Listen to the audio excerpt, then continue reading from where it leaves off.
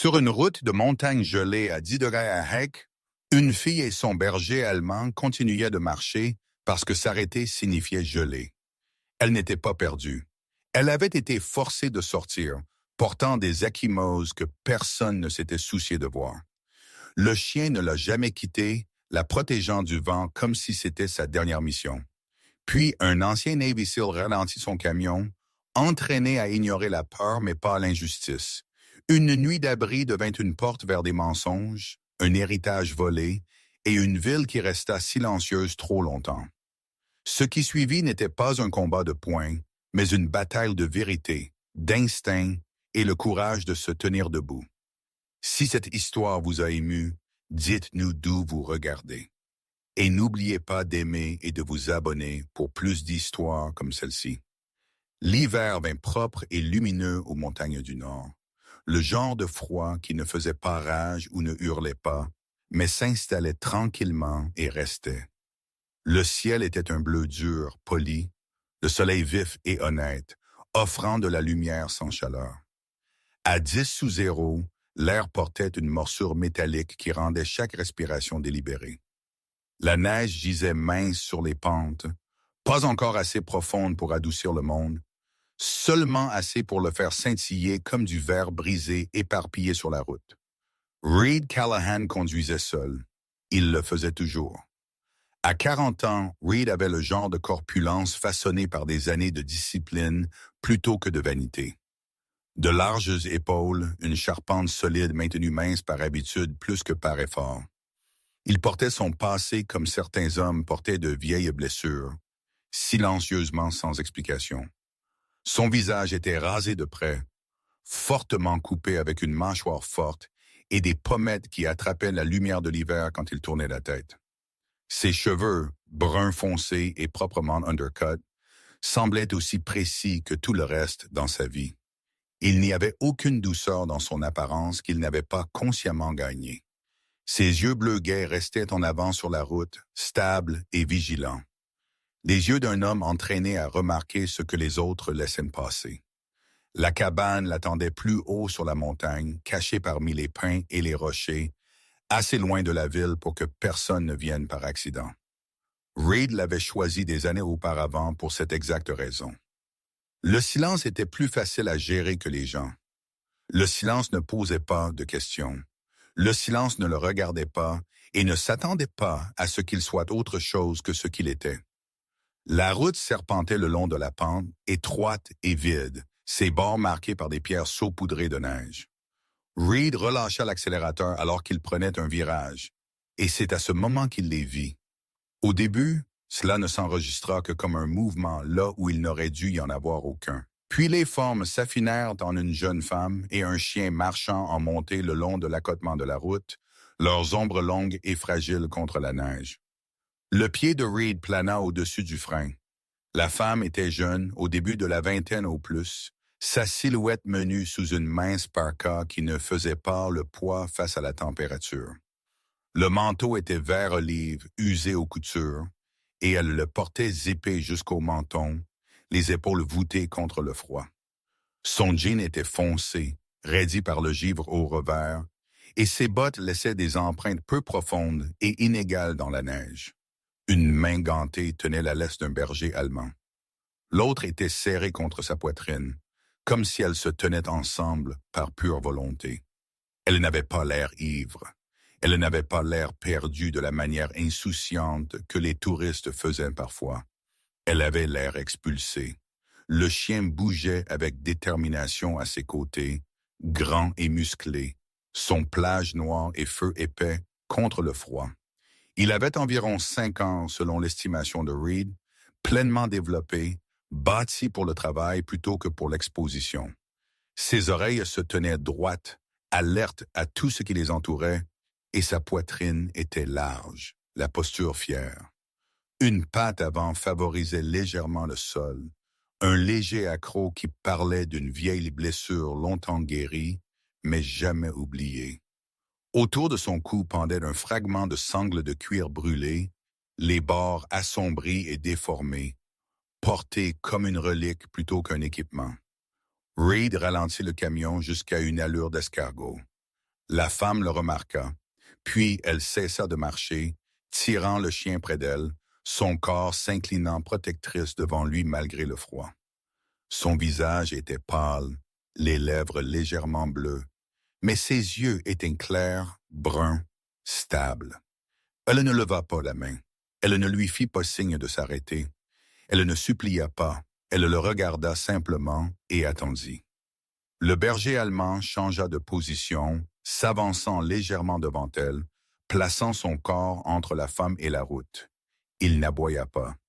Il ne montra pas ses dents. Il regarda seulement directement Reed, ses yeux ambrés calmes et évaluants, comme s'il mesurait l'homme à l'intérieur du véhicule, la façon dont Reed avait autrefois mesuré des étrangers dans d'autres vies.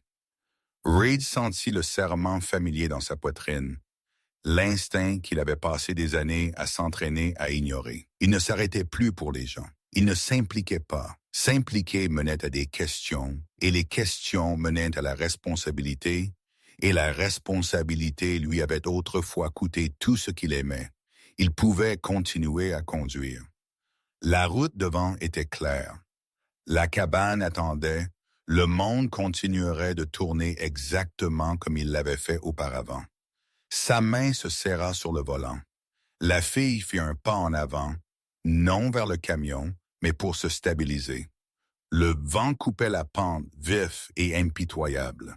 Le chien s'appuya contre elle sans qu'on le lui dise, supportant le choc, son corps incliné, de sorte que le froid le frappa en premier.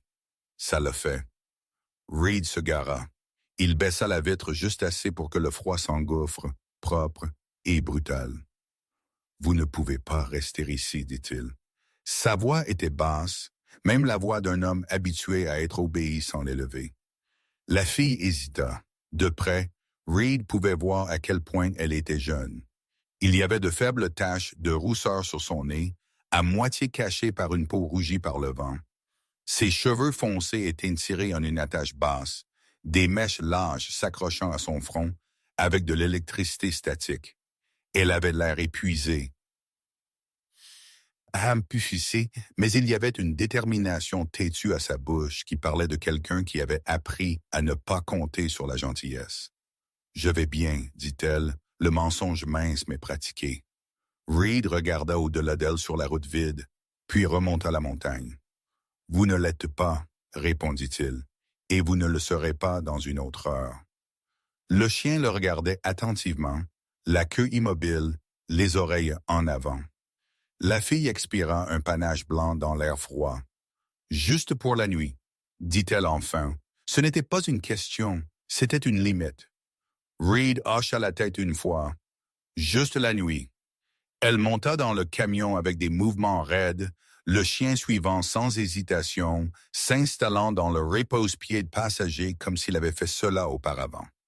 Reed remarqua à quel point l'animal se positionnait avec soin, se recroquevillant de manière à protéger sa patte blessée. Pas un animal de compagnie, un survivant. « Mon nom est Laïa, » dit la fille après un instant. Sa voix était calme mais stable. « Lilaya Marrow. »« Reed, j'ai dit, vas-tu? » répondit-il. Il n'offrit pas plus. Ils firent le reste du chemin en silence, au piquant. La cabane émergea des arbres comme un souffle retenu enfin relâché.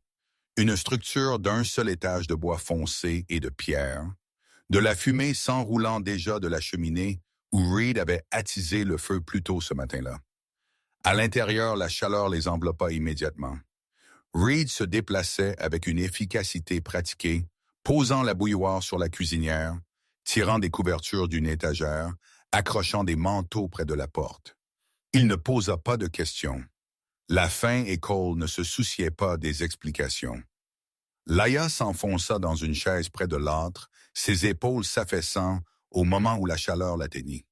Le chien s'allongea près de ses pieds dos à la pièce, les yeux sur la porte comme si le monde extérieur pouvait essayer de les suivre à l'intérieur. « C'est Kota, » dit Laïa doucement, hochant la tête vers le chien. Il y avait de l'affection dans sa voix, mais aussi du respect. « Il est ma seule famille. » Kota remua une oreille au son de son nom, mais ne se retourna pas. Reed tendit à Laïa une tasse d'eau chaude. D'abord, regardant la façon dont ses mains tremblaient alors qu'elle les enveloppait autour. La couleur remonta lentement sur son visage.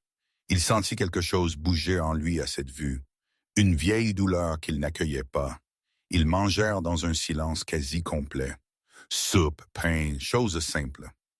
Dehors, la lumière s'estompa, la montagne s'installant dans l'ombre bleue. C'est quand Leia retira son foulard que Reed le vit. Une ecchymose, vieille mais non estompée, cernait son poignet dans le léger contour de doigt. La mâchoire de Reed se serra. Avant qu'il ne puisse parler, Kotal laissa échapper un son grave du fond de sa poitrine. Pas un grognement destiné à menacer, un avertissement contrôlé précis. Laïa se figea, ses yeux passant au chien, puis à Reed. Elle n'essaya pas de cacher la marque, elle le déglutit seulement et dit très doucement « Je ne suis pas parti seul ». Le feu crépita, envoyant une brève gerbe d'étincelles vers le haut. Dehors, quelque part au-delà des arbres, quelque chose bougea à travers le calme, et Reed Callahan, qui avait construit sa vie autour de ne pas remarquer, se retrouva à écouter de nouveau. La cabane s'installa dans le soir comme les vieux endroits le faisaient, lentement et avec intention. Le feu que Reed avait construit plus tôt brûlait bas et stable, sa lueur orange léchant l'âtre en pierre et projetant de longues ombres sur les murs en bois. Dehors, la neige tapait doucement contre les fenêtres, non comme une tempête, mais comme un rappel patient, persistant, que le froid attendait toujours. L'air à l'intérieur sentait le pain, le fer et la soupe qui avait chauffé sur le poêle assez longtemps pour s'épaissir et devenir réconfortante. Reed se déplaçait dans l'espace avec l'économie d'un homme qui ne gaspillait pas le mouvement. Chaque action avait un but. Il ajouta une bûche au feu, ajusta la bouilloire, plaça une couverture supplémentaire à portée de main de la chaise où Laïa était assise. Il parlait peu, et quand il le faisait, ce n'était que ce qui était nécessaire. Pour tout autre, cela aurait pu sembler distant, même froid, mais c'était ainsi qu'il maintenait l'ordre quand le chaos frôlait de trop près. Traiter cela comme une opération de sauvetage. Stabiliser d'abord, poser des questions plus tard, si jamais. Laïa le regardait du bord du fauteuil, les mains enveloppées autour de la tasse qu'il lui avait donnée. La céramique avait réchauffé ses paumes et une partie de la tension s'était évaporée de ses épaules, mais elle restait assise comme si elle était prête à bouger à tout moment. Elle était petite dans la chaise, les genoux relevés, sa parka drapée sur l'accoudoir. À la lumière du feu, son visage semblait plus jeune que sur la route, de douces taches de rousseur sur son nez, de sombres cils projetant de faibles ombres sur ses joues. Ses cheveux, d'un brun sourd avec des reflets cuivrés, s'étaient échappés de son attache et encadraient maintenant son visage en mèches inégales. Kota gisait à ses pieds, son corps incliné vers la porte, la tête reposant sur ses pattes, mais les yeux ouverts. Il était alerte sans être tendu, un équilibre qui ne venait que de l'expérience. Son pelage captait la lumière en couche, noir profond le long de la colonne vertébrale, s'estompant en un beige chaud sur ses flancs et ses pattes. Le fragment de sangle cicatrisé à son cou semblait presque cérémoniel à la lumière du feu, une relique portée avec une dignité tranquille. De temps en temps, il se déplaçait, son poids, attentif à sa patte avant blessée, puis se réinstallait, jamais complètement endormi. « Vous n'avez pas à me dire quoi que ce soit, » dit Reed enfin. Sa voix était basse, stable, le genre de voix qui ne poussait pas. Il s'appuya contre le comptoir, les bras lâchement croisés, gardant une distance respectueuse. « Vous pouvez vous reposer. C'est assez pour ce soir. » Laïa déglutit. Elle avait déjà entendu ce ton, pas souvent, mais assez pour le reconnaître.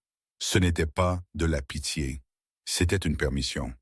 Elle secoua légèrement la tête. « Si je ne le dis pas maintenant, » répondit-elle, sa voix calme mais ferme, « je ne le dirai pas du tout. » Reed n'interrompit pas. Il hocha simplement la tête une fois. « Mon père est mort l'année dernière, » commença Laïa. Elle fixait le feu en parlant, comme si les flammes pouvaient porter le poids du souvenir pour elle. Crise cardiaque. Il n'avait que 58 ans, fort, en bonne santé, ou du moins c'est ce que nous pensions. Un sourire faible et sans humour toucha ses lèvres et disparut.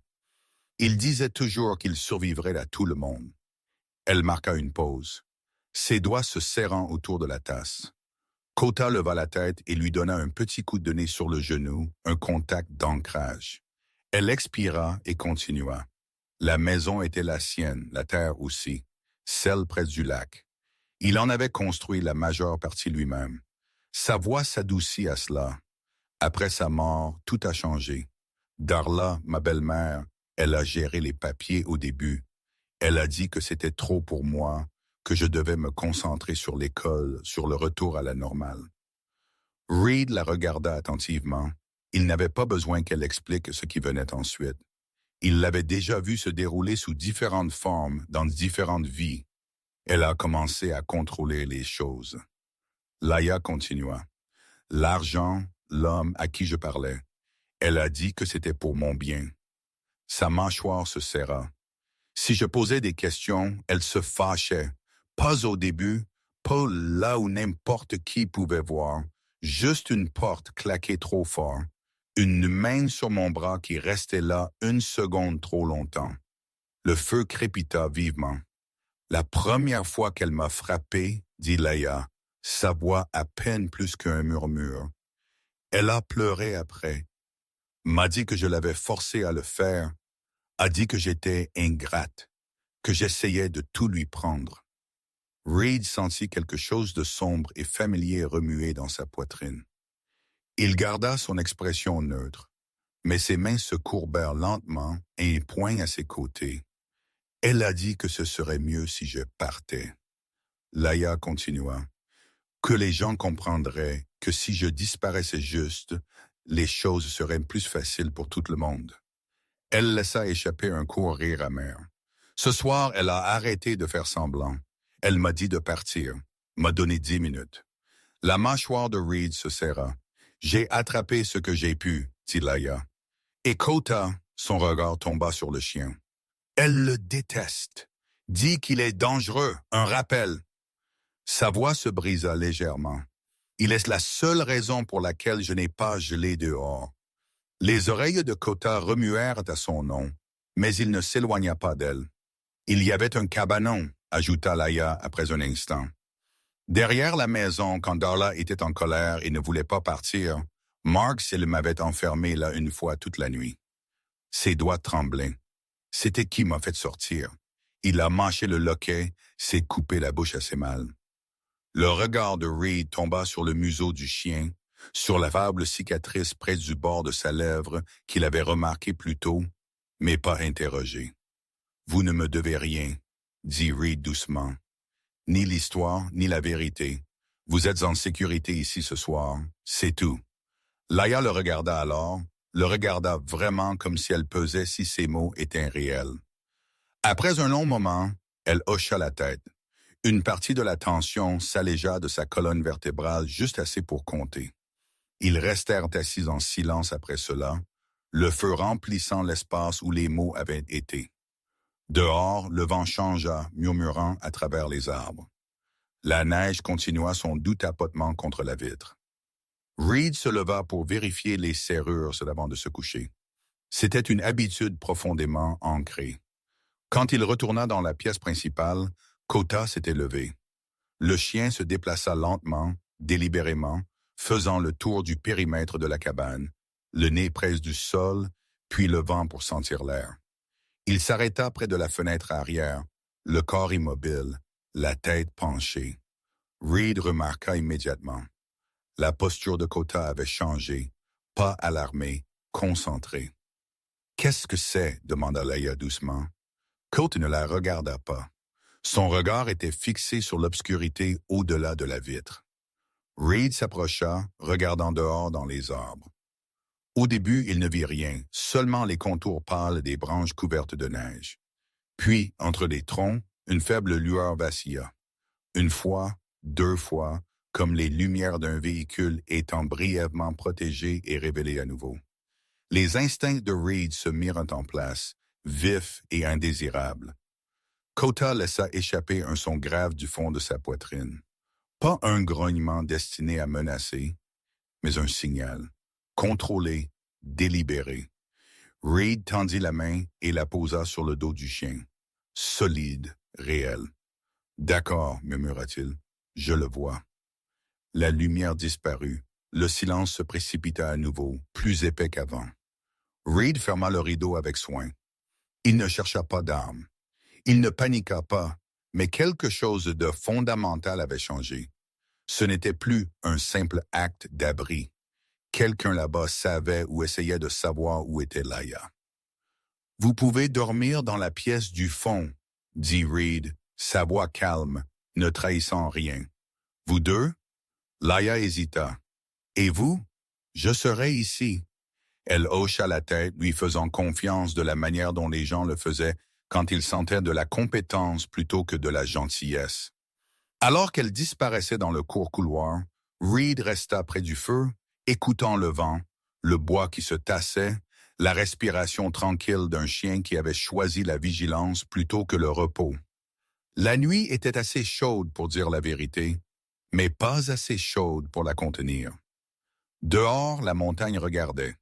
Le matin arriva sans drame, le genre de matin d'hiver qui semblait inoffensif si vous ne saviez pas à quoi faire attention. La lumière du soleil glissa proprement sur les montagnes, transformant la neige mince en un champ de diamants pâles. Le froid restait vif, mais le ciel était ouvert et bleu, et depuis le porche de la cabane, la ville en contrebas semblait presque douce. Des cheminées fumant paresseusement, des toits délimités en blanc, un endroit qui semblait avoir fait la paix avec l'hiver il y a longtemps. Reed resta dehors un instant avant de charger le camion, respirant l'air froid en écoutant. Le malaise de la nuit ne l'avait pas suivi à la lumière du jour, mais il n'était pas parti non plus. Il persistait au fond de son esprit, silencieux et patient. À l'intérieur de la cabane, Laia s'enveloppa dans des couches empruntées, ses mouvements plus détendus que la nuit précédente, mais toujours méfiante, comme si les murs eux-mêmes pouvaient disparaître si elle leur faisait trop confiance. Kota resta près d'elle, regardant Reed avec une attention calme, sa queue basse mais détendue. « Nous allons descendre chercher des provisions, » dit Reed, plus une affirmation qu'une suggestion. « Nourriture, vêtements chauds, pharmacie. » Laia hocha la tête. Elle ne demanda pas combien de temps il resterait. Elle ne demanda pas ce qui venait après. Elle avait appris, Reed le soupçonnait, que trop de questions invitaient à la déception. Le trajet jusqu'à la ville prit moins de 20 minutes, la route serpentant vers le bas à travers des arbres lourds de neige. Alors qu'ils descendaient, le paysage s'adoucit. Des maisons apparurent modestes, bien entretenues, espacées juste assez pour suggérer l'intimité plutôt que l'isolement. Toutes dans l'endroit communiquaient la sécurité. Ce que Reed pensait était souvent la façon dont les vérités les plus dangereuses se cachaient.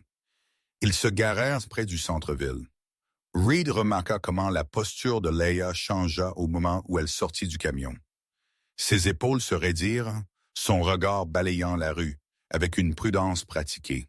C'était un terrain familier pour elle, mais pas réconfortant. Kota se déplaça immédiatement à ses côtés, son corps aligné avec le sien, sa présence stable et ancrante. Le magasin général était chaud et sentait légèrement le café et le carton. Reed se déplaçait dans les allées efficacement, sélectionnant des articles sans hésitation.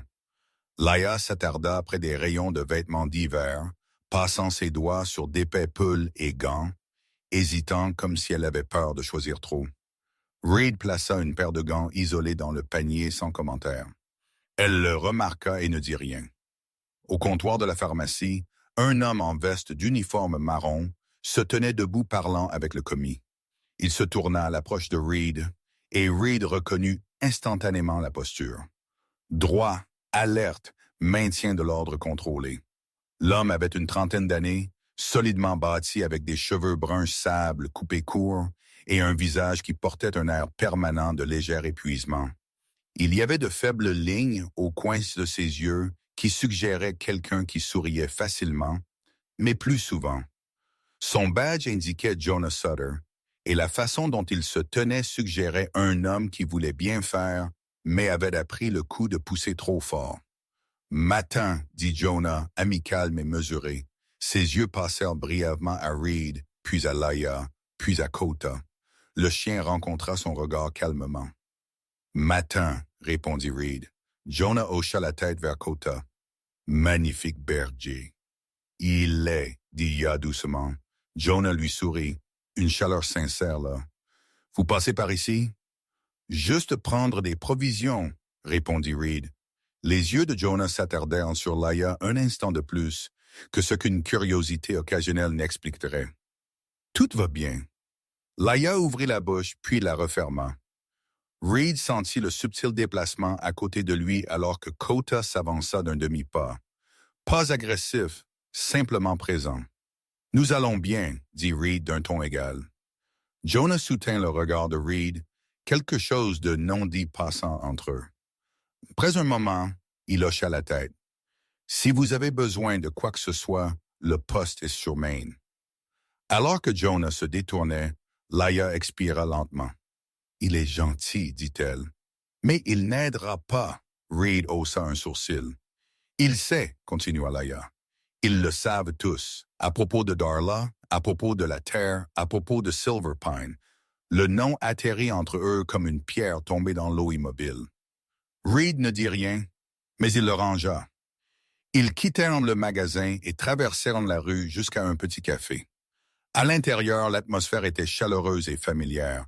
Le faible bourdonnement des conversations ponctué par le sifflement de la machine à expresso. Laia s'arrêta juste à l'intérieur de la porte. Son souffle se coupa. À une table d'angle était assise Darla Wren. Darla ressemblait exactement à ce que Reed avait imaginé d'après la description de Laia, la quarantaine composée, ses cheveux blonds balayés en un chignon bas soigné. Elle portait un manteau en laine anthracite drapé élégamment sur le dossier de sa chaise, un col roulé noir en dessous, les mains gantées enveloppées autour d'une tasse en porcelaine. Elle rit doucement à quelque chose qu'une femme en face d'elle avait dit, son sourire poli et pratiqué. Elle semblait à tout observateur occasionnel une femme portant un fardeau tranquille avec grâce. Puis ses yeux se levèrent. Le sourire ne faiblit pas, mais il changea. Quelque chose de froid et de possessif éclaira. Là alors qu'elle vit Laia debout dans l'embrasure de la porte. Le regard fut rapide, presque imperceptible. Mais Reed le vit. Kota aussi. Le chien bougea instantanément, s'avançant devant Laia, ses oreilles dressées, son corps formant une barrière. Sa queue se raidit et son regard se fixa sur Darla avec une concentration inébranlable. Les doigts de Darla se serrèrent autour de sa tasse. « Lila » cria-t-elle, sa voix assez chaude pour tromper quiconque ne savait pas mieux. « Te voilà, j'étais si inquiète. » Laia ne répondit pas. Elle resta immobile, son visage pâle mais composé, les yeux fixés sur le sol juste après la table de Darla. Reed se plaça subtilement à côté d'elle, assez proche pour être senti. Le regard de Darla glissa vers lui alors, évaluant. « Je ne crois pas que nous nous soyons rencontrés. »« Non, » dit Reed, « nous ne l'avons pas fait. » Le sourire de Darla s'élargit, mince au bord. « Je suis sa belle-mère. » Reed hocha la tête une fois. « Je sais. » Quelque chose vacilla dans les yeux de Darla. Surprise, rapidement masquée. Avant qu'elle ne puisse en dire plus, un homme s'approcha de leur table. Il était grand, mince, vêtu d'une veste de travail foncée sur un sweat à capuche gris, ses mouvements aisés et confiants. Ses cheveux étaient proprement coupés, brun foncé, et une légère barbe de 3 jours encadrait sa mâchoire, lui donnant un air de professionnalisme décontracté. Ses yeux, cependant, étaient vifs, observateurs d'une manière qui suggérait qu'il manquait très peu. « Darla, » dit-il doucement, « tout va bien? » Elle se détendit visiblement. « Oui, Evan, c'est juste une affaire de famille. » Evan se tourna vers Reed, tendant une main. « Evan Rusk, je représente Silverpine Holdings. » Reed ne prit pas la main immédiatement. Il étudia l'homme, sa posture, la façon dont son regard se déplaçait, l'aisance pratiquée de quelqu'un habitué à contrôler les conversations. Quand Reed lui serra enfin la main, la poignée d'Evan fut ferme mais non agressive. « J'entends que vous vivez sur la montagne, » dit Evan légèrement. « Ça doit être solitaire là-bas. » L'expression de Reed ne changea pas. « Cela me convient, » Evan sourit. « Les routes peuvent être délicates à cette période de l'année. Des accidents arrivent. » Les mots étaient occasionnels. Le sens ne l'était pas. Reed sentit le serrement familier dans sa poitrine de nouveau, plus aigu cette fois. Kota laissa échapper un son grave et contrôlé, son corps tendu mais immobile. Evan jeta un coup d'œil au chien, puis remonta vers Reed, le sourire ne quittant jamais son visage. « Bon chien, » dit-il, « protecteur. » Reed rencontra son regard. Il sait quand quelque chose ne va pas. Pendant un bref instant, quelque chose d'illisible traversa le visage d'Evan. Puis, ce fut parti. « Bien, » dit Evan reculant, « profitez de votre matinée. » Alors que lui et Darla retournaient à leur table, la conversation reprit autour d'eux, le doux bourdonnement du café engloutissant le trou de tension. Personne ne fixa du regard, personne ne posa de questions.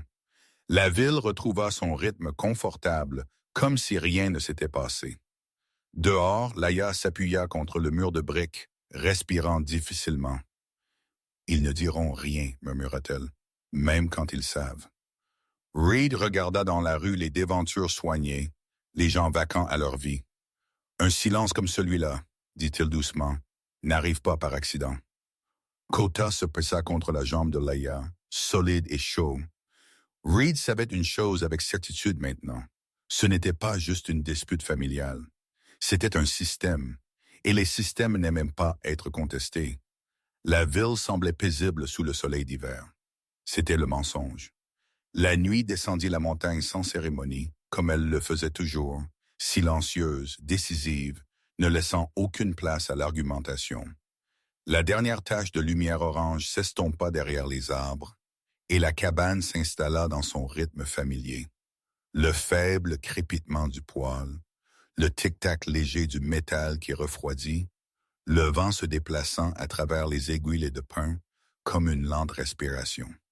Reed se déplaçait dans l'espace avec un calme pratiqué, vérifiant les verrous des fenêtres, la porte arrière. Ce n'était pas la peur qui le guidait. C'était une habitude, plus ancienne que la pensée, affûtée par des années où la nuit avait signifié l'exposition et les erreurs avaient été permanentes. Laïa était assise sur le bord du canapé, les mains enveloppées autour d'une tasse qui était depuis longtemps devenue tiède. La chaleur de la cabane avait adouci la tension dans ses épaules, mais ne l'avait pas effacée. Elle regardait Reed sans le fixer du regard, comme les gens regardaient les hommes qui portaient le danger en silence, consciente que le silence faisait partie du langage. Kota gisait près de ses pieds, son pelage noir et feu captant la lumière du feu en bande atténuée, les oreilles se levant au son qui n'atteignait jamais l'ouïe humaine. Reed termina son circuit et s'arrêta près de la fenêtre arrière. Dehors, la neige reflétait faiblement la lumière des étoiles, transformant la cour en une pâle carte d'ombre et de lignes. « Je vais vérifier le périmètre, » dit-il. Ce n'était pas une question. Les doigts de Laïa se serrèrent autour de la tasse. « À cause de ce que cet homme a dit ?» demanda-t-elle doucement. Reed ne répondit pas directement. « Parce que les villes tranquilles ne restent pas tranquilles par accident. » Kota se leva avant que Reed n'atteigne la porte, se déplaçant devant lui avec une confiance qui venait d'une longue familiarité avec le fait de suivre et de guider. Reed enfila ses bottes et son manteau, sentant le poids familier s'installer sur ses épaules, puis sortit dans le froid. L'air frappa propre et vif, mordant la peau exposée. Le souffle de Kota s'embua de blanc alors qu'il bougeait, le nez bas, traquant quelque chose que Reed ne pouvait pas voir. Ils firent le tour de la cabane lentement. Reed regardait la neige autant que le chien, cherchant des perturbations pour délibérer pour appartenir au temps. Près de l'arrière de la cabane, Kota ralentit, puis s'arrêta entièrement. Son corps devint immobile, les muscles tendus sous une épaisse fourrure. Il fixa un poteau en bois qui marquait le bord de la petite clairière, les oreilles en avant, la queue rigide. « Qu'est-ce que c'est, T? » murmura Reed, ne s'attendant pas à une réponse. Kota s'approcha du poteau, renifla une fois, puis gratta la base avec un soin délibéré. Il n'aboya pas. Il ne gémit pas. Il attendit simplement, ses yeux revenant à Reed, puis retournant au sol comme s'il insistait sur le fait que la vérité était déjà là. Reed s'accroupit, balayant la neige avec une main gantée.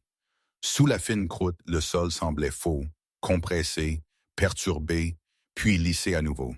Il alla chercher une petite pelle pliante dans le cabanon et creusa avec soin, pelant les couches comme s'il découvrait quelque chose de fragile. La lame frappa le métal avec un clic étouffé. Reed se figea.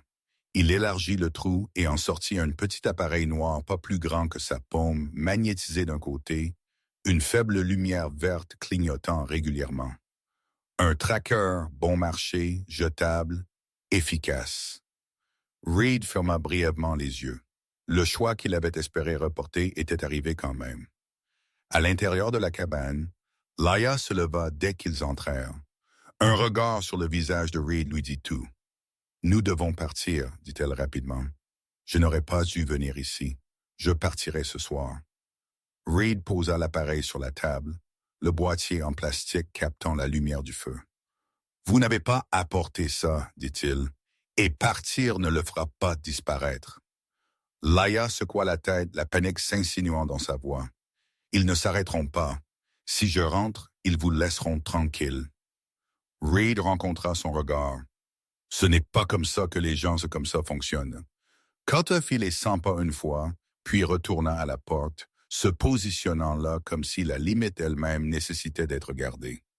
Reed se tourna vers Laia. « Vous êtes plus en sécurité ici pour l'instant, et si quelqu'un pense que l'intimidation résoudra son problème, ils ont déjà mal calculé. » Il éteignit le tracker et l'enveloppa dans un tissu, le mettant de côté. Puis il tendit la main vers son téléphone. Mara Quinn répondit à la 3e sonnerie. Sa voix parvint petite mais alerte, bordée d'une curiosité qui ne dormait jamais vraiment. Mara avait la fin de la trentaine, avec un visage aiguisé et des cheveux foncés, généralement tirés en un chignon désordonné, le genre de femme qui s'habillait pour la fonction et parlait avec intention. Des années à chasser la corruption dans les petites villes l'avaient laissée mince, concentrée et sans peur des vérités inconfortables. « Vous n'appelez que si quelque chose ne va pas, » dit-elle en guise de salutation. « J'ai trouvé un tracker sur ma propriété, » répondit Reed.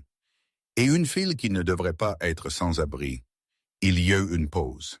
Silver Pine. »« Oui. » Mara expira lentement. « J'attendais qu'il fasse une erreur. Je ne m'attendais pas à ce que ce soit aussi brutal. »« Je ne vous demande pas de publier quoi que ce soit encore, » dit Reed. « J'ai besoin de contexte et je dois savoir à quel point cela va loin. » Mara n'hésita pas. « Je monterai demain. Apportez ce que vous avez. » Après l'appel, la cabane sembla plus petite, les murs plus proches. Laia se rassit, tremblante maintenant que l'adrénaline n'avait nulle part où aller. Reed lui versa du thé frais, sans commentaire, et le plaça dans ses mains. Elle le prit, reconnaissante, honteuse, épuisée tout à la fois. 1 heure passa, le vent se leva, faisant claquer les arbres. Reed s'était presque convaincu que la nuit se terminerait tranquillement quand Kota se leva de nouveau, plus urgemment cette fois. Il ne se déplaça pas vers la porte, mais vers l'arrière de la cabane, le nez levé, les oreilles frémissantes. « Kota » dit Reed doucement. Le chien se tourna, les yeux brillants, puis trotta vers le ruisseau gelé qui coulait juste au-delà des arbres. Il s'arrêta, regarda en arrière et attendit. Reed attrapa une lampe de poche et suivit, gardant ses pas légers. Le ruisseau gisait sous une fine couche de glace, le clair de lune scintillant faiblement sur sa surface. Près d'un pin tombé, Kota s'arrêta et gratta une fois la neige. Reed s'agenouilla et l'écarta. Un sac en nylon émergea, enterré peu profondément et hâtivement. À l'intérieur se trouvaient des papiers, des plis raides de froid. Reed les étala soigneusement sur une roche plate, le faisceau de la lampe de poche stable dans sa main. Documents d'héritage, titres de propriété, accords de prêt estampillés et réestampillés. Certaines pages portaient des signatures qui semblaient hâtives, d'autres étrangement nettes. Au fond du sac gisait ce qui glaça Reed, un testament déchiré, le document original fendu au milieu, le nom du père de Laia encore visible au-dessus de la déchirure déchiquetée. La mâchoire de Reed se serra. De retour dans la cabane, Laia regardait Reed étaler les papiers sur la table, son souffle coupé. « C'est le sien », murmura-t-elle. Il le gardait dans le coffre-fort. Reed étudia les signatures, les comparant à des copies plus anciennes qu'il avait tirées du sac. Ses yeux se plissèrent. L'écriture était similaire, mais la pression était mauvaise. L'inclinaison inconsistante. Quelqu'un avait copié le mort. Rehook. Reed sentit un frisson qui n'avait rien à voir avec le froid. Ce n'était pas du vol, c'était un effacement. Quelqu'un réécrivait un homme qui ne pouvait plus riposter. Ils l'ont changé, dit Laia, la voix brisée. Ils prétendent qu'ils voulaient cela. Reed rassembla les documents avec soin. Ils voulaient que ça ait l'air propre, dit-il. Et ils voulaient que vous partiez. Laia couvrit son visage de ses mains, les épaules tremblantes. Kota se pressa contre elle, solide et inflexible, comme pour lui rappeler que quelque chose se tenait encore entre elle et l'obscurité. Reed regarda le feu, puis le tracker enveloppé dans un tissu, puis le testament déchiré. Les lignes étaient claires maintenant. Le jeu avait des règles, et les règles avaient déjà été brisées. Nous n'affrontons personne encore, dit Reed finalement. Nous documentons, nous vérifions, et nous choisissons notre terrain. Laia hocha la tête lentement, essuyant ses yeux. Je ne veux pas que vous soyez blessés à cause de moi. Reed rencontra son regard. Cela a cessé de vous concerner quand ils ont franchi ma ligne de propriété. Dehors, le vent siffla à travers les arbres, effaçant des traces qui ne méritaient pas de durer. À l'intérieur, Kota retourna à sa place près de la porte, les yeux ouverts, écoutant la montagne. Reed s'assit à la table, le testament déchiré entre ses mains, et comprit quelque chose qu'il avait évité pendant des années. Le silence l'avait protégé autrefois. Ce soir, il avait échoué. La lumière du jour dépouilla la montagne de ses illusions. Le froid resta, mais il ne se cachait plus derrière l'obscurité. Reed gara le camion 2 rues plus loin de la maison, choisissant la distance plutôt que la commodité. De là, l'endroit semblait ordinaire. Bardage en cèdre terni par l'hiver, rampe de poche toujours droite, une couronne figée dans la forme d'un souvenir. C'était le genre de maison que les gens construisaient pour vieillir, pas pour abandonner. Mara Quinn ajusta la sangle de son sac en toile, ses mouvements rapides et déterminés. À la lumière du jour, elle ressemblait encore plus à ce qu'elle était, une femme qui vivait de questions. Ses cheveux foncés étaient tirés en arrière, des mèches lâches s'échappant déjà, et ses yeux portaient une concentration agitée qui ne s'adoucissait jamais tout à fait. « Nous ne nous attardons pas, dit-elle. Nous photographions, collectons et partons. » L'adjoint Jonas Sutter se tenait quelques pas derrière eux, en civil, portant une lourde veste et des bottes usées. Sans le badge, il semblait plus exposé, ses cheveux sable ébouriffés par le vent, la mâchoire serrée. Il avait accepté de venir discrètement. Pas de paperasse, pas de radio. C'était un choix qui pesait lourdement sur lui, mais il le fit quand même.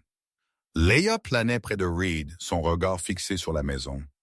Kota se tenait à ses côtés, alerte, sa large poitrine se soulevant et s'abaissant régulièrement. La boiterie de sa patte avant se voyait quand il déplaçait son poids. Subtile mais présente, un rappel qu'il avait survécu à des choses qui laissaient des marques. « C'était tout mon monde, » dit Laia doucement. « Pas de nostalgie. » Fait, ils entrèrent par la porte arrière. La clé de Jonah tourna dans la serrure, avec un son qui résonna trop fort dans la cuisine vide. L'air à l'intérieur était vicié, portant la faible douceur du vieux bois et de la poussière. Les meubles restèrent là où ils avaient été laissés, une chaise tirée en arrière de la table, une lampe légèrement inclinée vers la gauche, des photos de famille toujours alignées sur la cheminée. Cela ressemblait moins à une saisie et plus à une pause, comme si quelqu'un était sorti avec l'intention de revenir. Mara leva son appareil photo, prenant des clichés rapides. Ils ont précipité cela, murmura-t-elle. 2. Nettoyé au mauvais endroit. Reed se déplaça dans les pièces méthodiquement, les yeux traçant les détails. Dans le salon, une photographie encadrée gisait face contre terre sur la table basse. Il la retourna. Le père de Laia leur souriait, plus jeune que Laia ne s'en souvenait maintenant, les bras passés autour de ses épaules. Reed sentit la pression familière derrière ses yeux. Les vies ne se terminaient pas quand les papiers disaient qu'elle le faisait. Kota s'arrêta en haut des escaliers du sous-sol, ses oreilles les plus criquées en avant, son nez frémissant. Il ne descendit pas, il attendit. Reed le rejoignit. L'odeur frappa en premier, chimique et âpre superposée avec quelque chose de métallique. Il alluma sa lampe de poche et suivit le chien.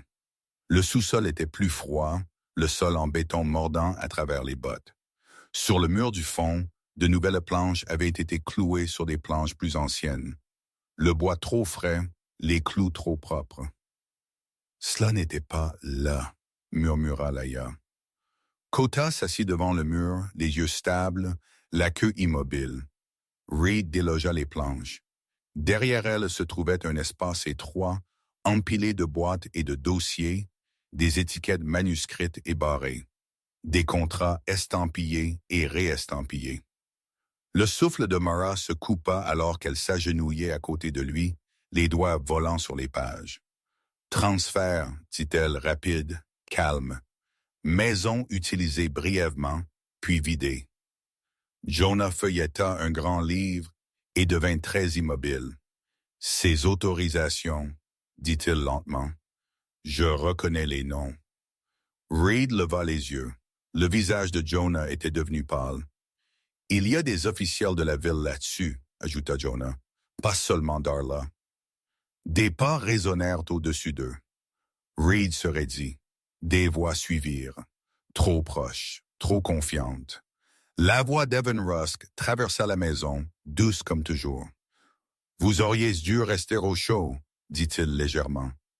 Le moment se fractura. « Les » murmura Reed. Mara fourra ce qu'elle put dans son sac. Des dossiers, le grand livre, tout ce qui semblait essentiel. Kota se leva, un son grave grondant dans sa poitrine pour la première fois. Pas de rage, un avertissement. Ils se précipitèrent par la porte du sous-sol et dans la cour alors que des cris suivaient, la neige céda sous leurs pieds, inégale et traîtresse. Mara glissa sur la glace et tomba lourdement, le sac glissant sur le sol, des papiers se répandant comme des oiseaux effrayés. Reed se tourna sans hésitation, la hissant, un bras enroulé autour de ses épaules.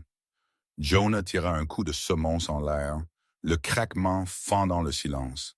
Evan et Darla surgirent de la porte arrière. Darla avait l'air différente maintenant.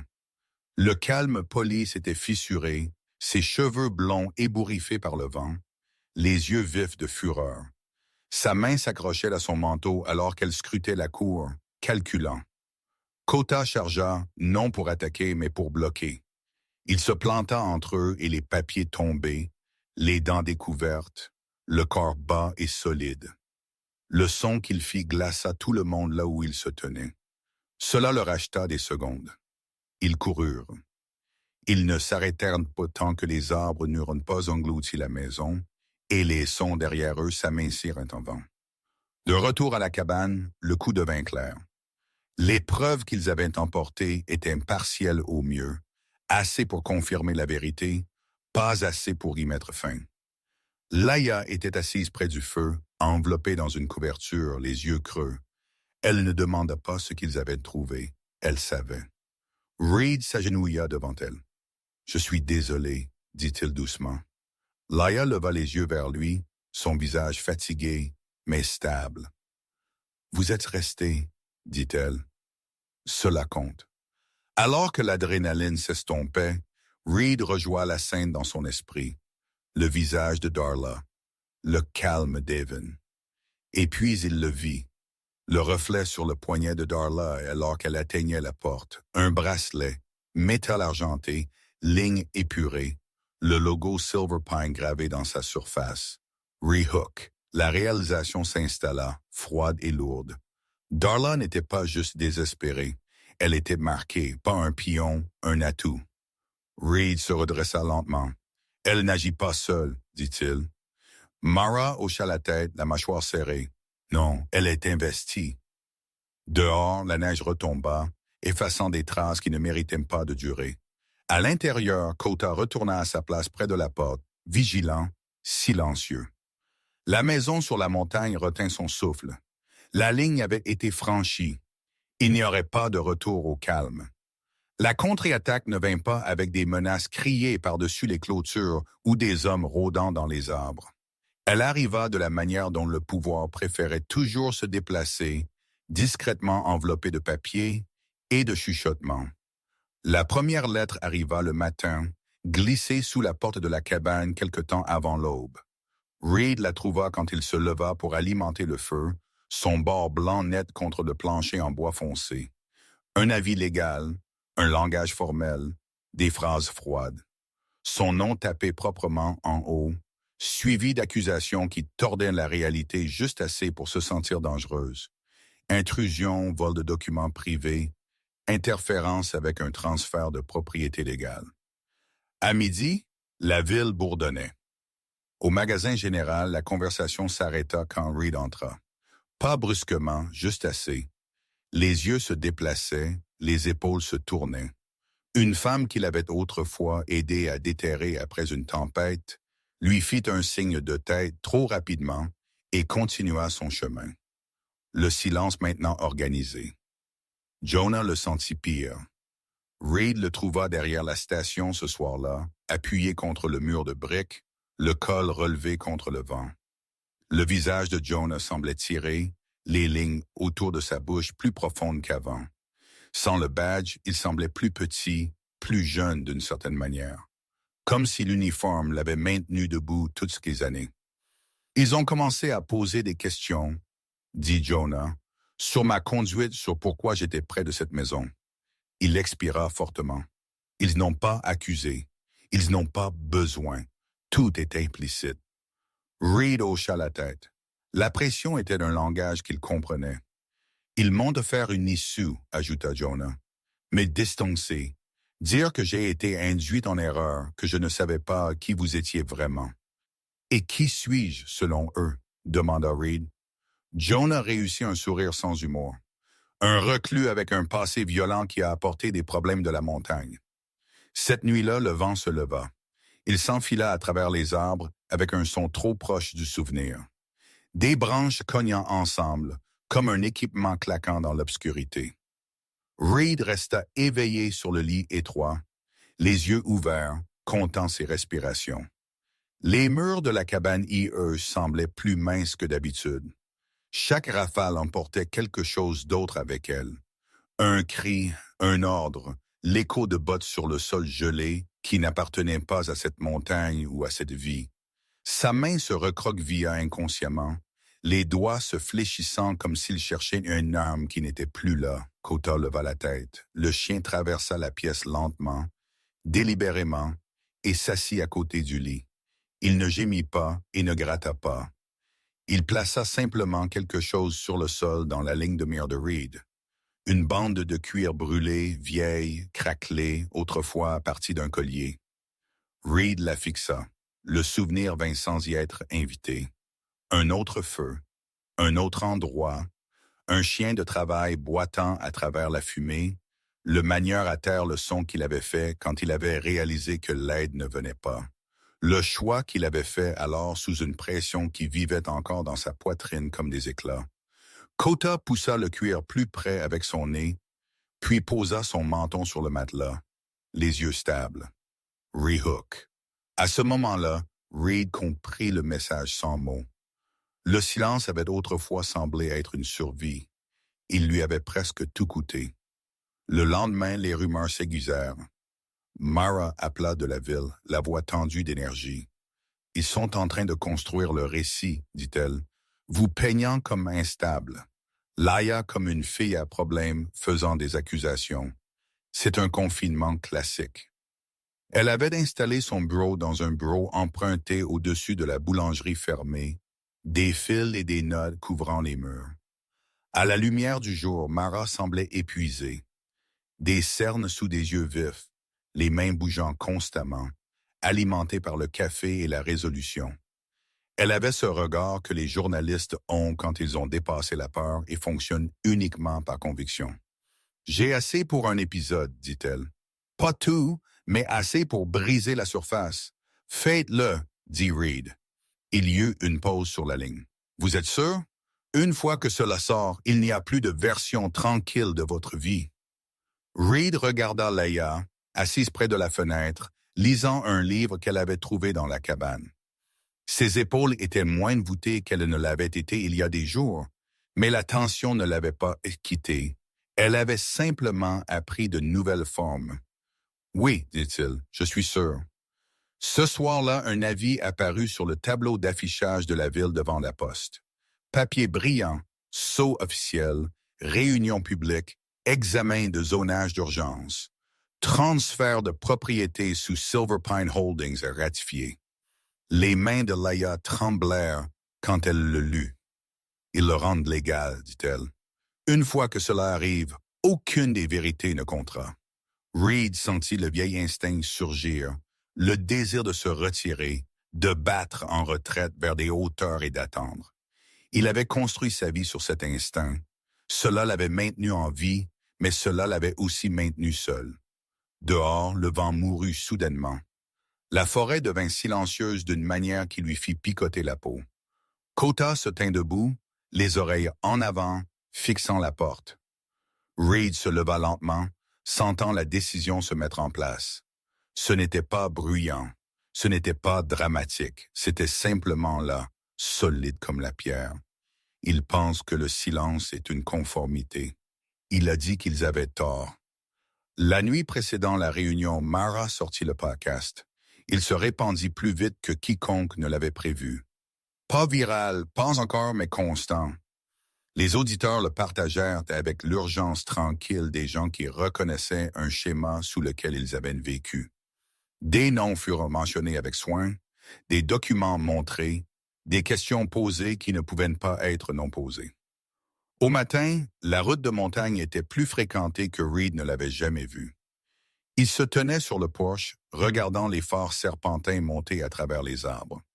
Kota était assis à ses côtés, calme, présent.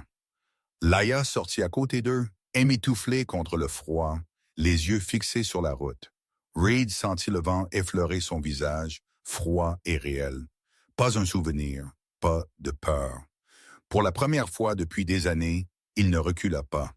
Le silence avait été son bouclier autrefois. Maintenant, ce serait sa ligne. La mairie n'avait jamais accueilli autant de monde. Des voitures bordaient la rue gelée, leurs toits saupoudrés de neige pâle qui scintillaient sous un soleil d'hiver propre. À l'intérieur, l'air était sec et tendu, épais de l'odeur de manteaux mouillés et de vieux bois. Des chaises pliantes grinçaient doucement alors que les voisins s'installaient, certains chuchotant, certains rigidement silencieux. Ce n'était pas une réunion convoquée par routine. C'était un règlement de compte.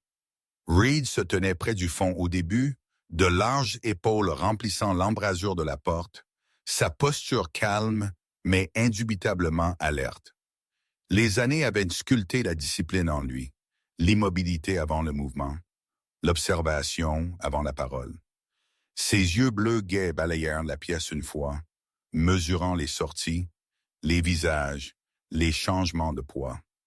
Kota était assis à sa gauche, 5 ans, pelage noir et feu, immaculé malgré la neige, poitrine large, oreille droite.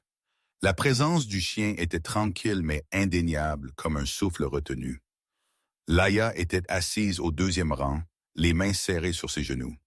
À la lumière du jour, elle paraissait plus jeune que son âge, mince, pâle de semaines de stress, les cheveux foncés tirés dans une simple attache. Sa veste était encore trop fine pour la saison, mais elle était assise droite, le menton levé, les yeux fixés en avant. Elle ne courait plus. Mara Quinn se tenait près du podium, une bobine d'énergie contenue dans une silhouette mince. Elle portait un manteau de laine ouvert sur un pull, un carnet glissé sous un bras, un microphone déjà clipsé. Ses cheveux courts et foncés encadraient un visage aiguisé marqué par la fatigue et le but. C'était un terrain familier pour elle, le moment où le silence se fissurait enfin. Jonah Sutter prit place près de l'allée, son uniforme pressé, la mâchoire serrée. Sans parler, il hocha la tête une fois à Reed. Pas des excuses, pas une promesse, juste une reconnaissance. Au fond de la pièce, des représentants de Silver Pine Holdings s'arrangèrent avec une confiance pratiquée.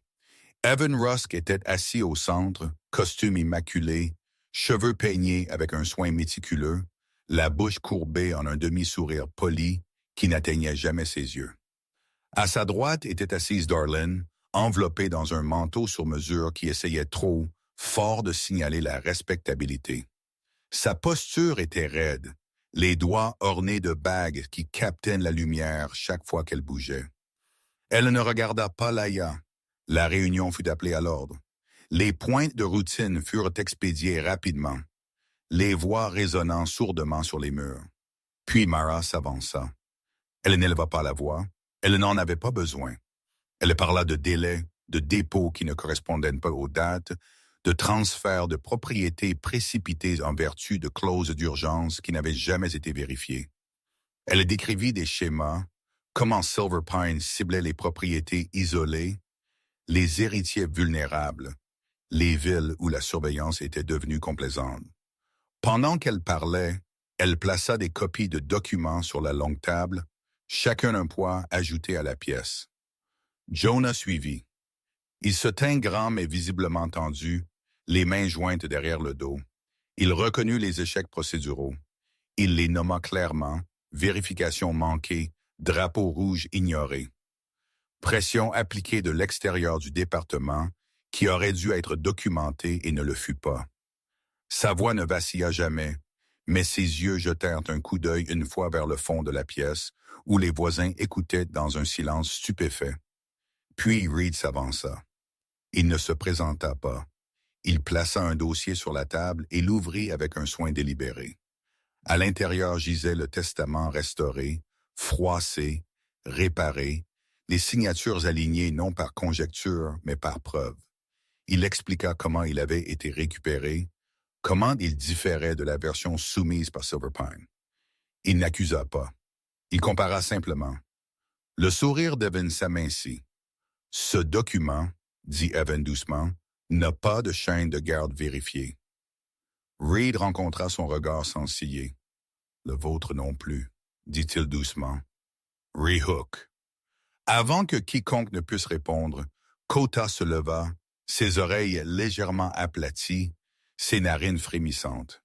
Un faible grognement vibra de sa poitrine, pas fort, pas sauvage, mais indéniable. Ses yeux se fixèrent sur un homme assis près de la délégation de Silver Pine, un de leurs jeunes employés, un homme mince avec un tic nerveux au coin de la bouche. L'homme se raidit. Kota fit 2 pas en avant et s'arrêta, le corps incliné protectrice entre Laïa et la table. Il renifla une fois, puis encore, la tête baissée, le grognement s'approfondissant juste assez pour attirer l'attention. Reed connaissait ce son. « Essence, dit Reed calmement. Vieux sur votre veste. » La pièce éclata. L'homme recula en se bousculant, renversant sa chaise. Dans la confusion, un dossier s'ouvrit à ses pieds. À l'intérieur, des diagrammes de l'ancien bâtiment de stockage, près de la propriété de Laïa. Des dates encerclées, des notes gribouillées dans les marges, des plans non pas pour la rénovation, mais pour l'effacement. Jonah bougea en premier, puis 2 enquêteurs d'État qui étaient arrivés discrètement, et c'était un Angie inaperçu près du mur latéral se levèrent et s'identifièrent. L'homme mince tenta de courir. Il fit 3 pas avant de glisser sur le sol poli. Cela se termina rapidement. Le calme d'Evan se brisa. Le visage de Darla devint gris, ses lèvres s'entr'ouvrant comme pour parler, puis se refermant quand elle réalisa qu'il n'y avait plus rien à dire. Les enquêteurs recueillirent les documents, les téléphones, les manteaux. Les questions furent posées 2 fois. Les réponses furent enregistrées. Au moment où la pièce se calma, Silver Pine n'avait plus le contrôle de rien. Dehors, l'air semblait différent. Le soleil était monté plus haut, le froid vif mais propre. Les gens se rassemblèrent en petits groupes, les voix basses mais animées. Certains s'approchèrent de Laia, maladroits au début, offrant des excuses qui venaient tard mais sincères. Elle les accepta tranquillement, les yeux brillants de larmes non versées. Darla fut emmenée sans cérémonie, les épaules voûtées, les bijoux ternes à la lumière du jour. Evan suivit, l'expression vide, le sourire pratiqué enfin disparut. Des semaines passèrent. Des protections légales furent mises en place. La propriété fut sécurisée. L'enquête s'élargit, s'étendant au-delà de la ville, au-delà de la montagne. Le podcast de Mara devint un enregistrement, soigneux, implacable. Jonah resta en service, surveillé de près, plus stable pour cela. Le printemps n'était pas encore venu, mais quelque chose d'autre vint. La cabane changea. La lumière s'attarda plus longtemps le soir. Le son de pas rejoignit ceux de Reed. Laia apprit à empiler le bois pour cuisiner de la soupe assez épaisse pour y faire tenir une cuillère. Le rire, rare au début, puis plus facile, trouva son chemin dans les pièces. Kota dormait près de l'âtre, une patte étendue vers quiconque était assis le plus près. Reed se tenait sur le porche un matin, sa tasse réchauffant ses mains, regardant le soleil franchir la crête. La montagne était toujours la montagne, froide, vaste, indifférente. Mais la cabane derrière lui n'était plus vide. Il avait passé des années à croire que la survie signifiait la retraite. Il savait mieux maintenant. Parfois, la chose la plus courageuse n'était pas l'acte de sauvetage. C'était de choisir de ne pas détourner le regard quand quelqu'un avait besoin d'une lumière. Les miracles n'arrivent pas toujours avec le tonnerre ou des ailes brillantes. Parfois, ils viennent comme la chaleur vient dans un blizzard, tranquillement par une porte ordinaire que quelqu'un choisit d'ouvrir. Dans cette histoire, le miracle n'était pas que l'hiver ait cessé d'être cruel. Le miracle était que Dieu a placé un genre d'amour têtu sur le chemin de 2 âmes qui manquaient de force, et il a utilisé les instincts d'un chien loyal pour les guider vers la seule lumière qui comptait encore. Et c'est la partie qui atteint au-delà de la montagne. La plupart des jours, personne qui regarde ceci ne fera face à un plan de saisie ou à une tempête de minuit sur une route gelée. Mais tout le monde fait face à des hivers plus petits. Un voisin qui sourit mais lutte. Un aîné qui se sent invisible. Une jeune personne portant des ecchymoses que personne ne voit. Un cœur qui a appris à rester silencieux parce que la douleur semble plus sûre de cette façon. Dans ces moments, Dieu travaille souvent par le plus simple des courages. Écouter, se présenter, se tenir à côté de quelqu'un quand il serait plus facile de détourner le regard. Si cette histoire vous a ému, partagez-la avec quelqu'un qui a besoin d'espoir aujourd'hui. Dites-moi dans les commentaires d'où vous regardez et ce que vous croyez que Dieu vous enseigne en cette saison de votre vie. Et si vous voulez plus d'histoires de foi, de courage et de seconde chance, abonnez-vous à la chaîne pour ne pas manquer la prochaine. Que le Seigneur vous bénisse et vous garde. Apportez de la chaleur à votre maison, la paix à votre esprit, la force à votre cœur et la protection sur tout le monde vous